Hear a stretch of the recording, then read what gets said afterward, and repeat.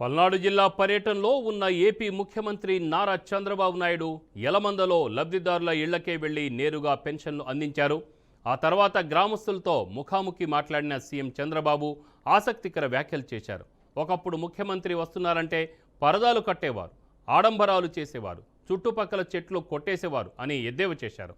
ఒక ప్రజాప్రతినిధి వస్తున్నారంటే దానికి గుర్తుగా మొక్కలు నాటాలి, చెట్లు కొట్టకూడదు అని సూచించారు. పేదవాడి జీవితంలో నవ్వు చూడాలని లక్ష్యంతో పనిచేస్తున్నానన్నారు చంద్రబాబు. 2004లో నేను గెలిచి ఉంటే ఈరోజు రాష్ట్రం అభివృద్ధి పదంలో ఒక ప్రత్యేక స్థానంలో ఉండేది అన్నారు. మహిళల కోసం 3 గ్యాస్ సిలిండర్లు ఉచితంగా ఇవ్వాలని ఈ ప్రభుత్వం నిర్ణయం తీసుకుంది. మహిళలు కట్టెల పొయ్యి జోలికి వెళ్లకూడదని నా నిర్ణయం అన్నారు. ఒకప్పుడు నేను తీసుకున్న గ్యాస్ కనెక్షన్ నిర్ణయం వల్ల ఈరోజు నేను ఒక కుటుంబానికి కాపీ పెట్టి ఇవ్వగలిగాను అని పేర్కొన్నారు. గవర్నెన్స్ కూడా తీసుకొస్తున్నాను. అంటే వాట్సాప్ గవర్నెన్స్ అంటే మీ సెల్ ఫోన్లోనే మీకు ఏ పని కావాలన్నా అయిపోయేట్టుగా సెల్ ఫోన్ ద్వారా 150 సేవలు అందించే కార్యక్రమానికి శ్రీకారం చుడుతున్నాం. ఆఫీసులకు పోయే పనే లేదు. దర్జాగా మీ ఇంట్లో మీరు కూర్చొని మీ నేటివిటీ సర్టిఫికేట్ కావాలన్నా, క్యాస్ట్ సర్టిఫికేట్ కావాలన్నా, మార్కులు కావాలన్నా అన్నీ కూడా డౌన్లోడ్ చేసుకోవచ్చు. ఆటోమేటిక్గా మీరు పెట్టేస్తే మీకే నేరుగా వచ్చే పరిస్థితి తీసుకొస్తున్నాం. 150 సర్వీసులతో ప్రారంభించి అన్ని సర్వీసులు కూడా ఇవ్వడానికి ముందుకు పోతున్నాం. ఇంకా అవసరమైతే మీకు తెలియకపోతే మీరు మామూలుగా మాటల్లో కూడా చెప్తే దాన్ని కూడా నేను ఏ ద్వారా ట్రాన్స్లేట్ చేపించి మీరు ఏ పనున్నా మళ్ళా మీకు సమాధానం చెప్పే పరిస్థితిలో నేను తీసుకొస్తాను. మీ ఫ్రెండే, మీ ఫోనే మీకు ఫ్రెండ్గా ఉంటాడు. మీకు తెలియదని కూడా అవసరం లేదు. ఊరికే ఒక ఐకాన్ నొక్కి మీకేం కావాలో చెప్తే మళ్ళా ఆ పని అయిపోయి మీకు చెప్పే పరిస్థితి తీసుకొస్తాం. అది కూడా ఎక్కువ దూరం లేదు, అది కూడా సాధ్యం అని చెప్పి కూడా నేను మీకు తెలియజేస్తున్నా. ఈరోజు నేను యలమంద గ్రామానికి వచ్చినప్పటి నుంచి చూస్తున్నా మీ ఉత్సాహం, మీ అభిమానం చూస్తే నేను ఎంత ఎక్కువ పనులు చేసినా అవి తక్కువే అవుతాయి, అంత అభిమానం చూపించారు. గ్రామస్తులందరూ ముందుకు వచ్చారు. నేనైతే ఒకప్పుడు మీరు చూసుంటారు, ముఖ్యమంత్రి వస్తున్నా అంటే పరదాలు కట్టేవాళ్ళు, ముఖ్యమంత్రి వస్తున్నా అంటే పెద్ద పెద్ద ఆడంబరాలు చేసేవారు. ఈ చుట్టుపక్కల మా తమ్ముడు చెప్తే చెట్లు కొట్టేసేవాళ్ళు. చెట్లు పెట్టాలి, ఎప్పుడన్నా ఒక ప్రజాప్రతినిధి ఆదర్శనేత వస్తే, అట్లా కాకుండా చెట్లు కొట్టేసేవాళ్ళు. హెలికాప్టర్లో పోయినా కూడా చెట్లు నరికేసేవాళ్ళు. ఏం చేస్తాయో నాకు తెలియదు అప్పట్లో. ఇంకో పక్కన ఎక్కడెక్కడి నుంచో మనుషులు తోలుకొచ్చి బలవంతంగా కూర్చొని పెట్టేవాళ్ళు. పారిపోతా ఉంటే కందకాలు దివేవాళ్ళు చుట్టూరు పారిపోకుండా. ఇలాంటి చాలా వింతలు, విచిత్రాలు చాలా చూసాం. ఈరోజు నేను వచ్చింది సాదా సీదాగా ప్రజల ముఖ్యమంత్రిగా, మీ స్నేహితుడుగా, మీ హితోభిలాషిగా ఇక్కడికి వచ్చానని చెప్పి మీ అందరికీ తెలియజేస్తున్నా. నేను వచ్చింది మీ స్థితిగతులు తెలుసుకోవడానికి వచ్చాను. మీ కష్టాల్లో, బాధల్లో భాగం పంచుకోవడానికి వచ్చాను. అధికార యంత్రాంగాన్ని కూడా సమాయత్తం చేసి ప్రతి ఒక్కరికి న్యాయం చేపించే దిశగా పనులు చేయడానికి వచ్చాను. మీ ముఖాల్లో ఆనందం చూడడానికి వచ్చాను. 5 సంవత్సరాల్లో ఈ ఊర్లో ఎవరు నవ్వు ఉండరు. నవ్వితే కూడా ఆ రోజు ఉండేవాళ్ళు మీ మీద కేసులు పెట్టేవాళ్ళు.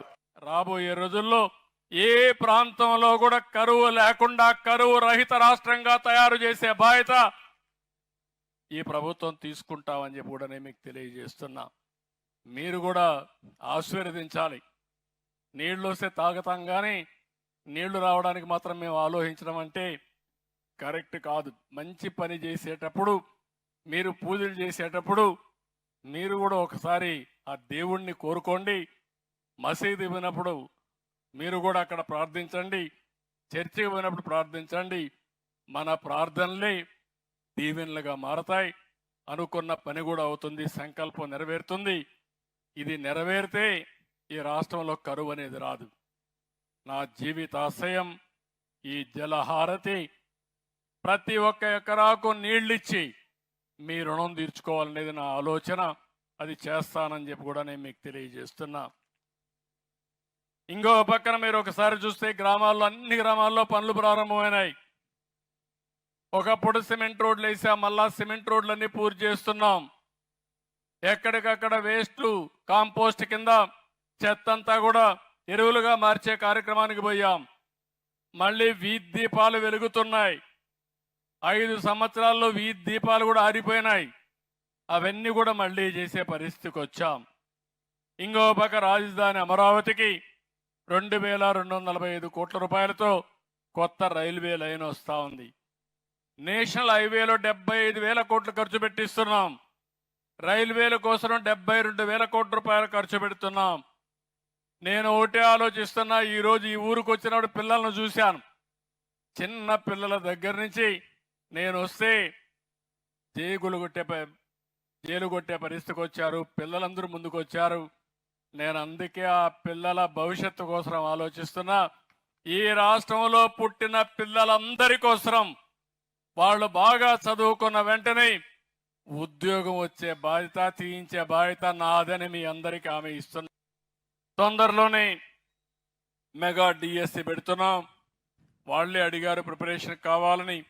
కాబట్టి ఈ సంవత్సరం మెగా డిఎస్సి పెట్టి రాబోయే సంవత్సరం స్కూల్స్ తెరిచే లోపల మీకు పోస్టింగ్స్ ఇచ్చి ట్రైనింగ్ పూర్తి చేసి 16,347 ఉద్యోగాలు భర్తీ చేసే బాధ్యత ఈ ప్రభుత్వాన్ని కూడా మీకు తెలియజేస్తున్నా.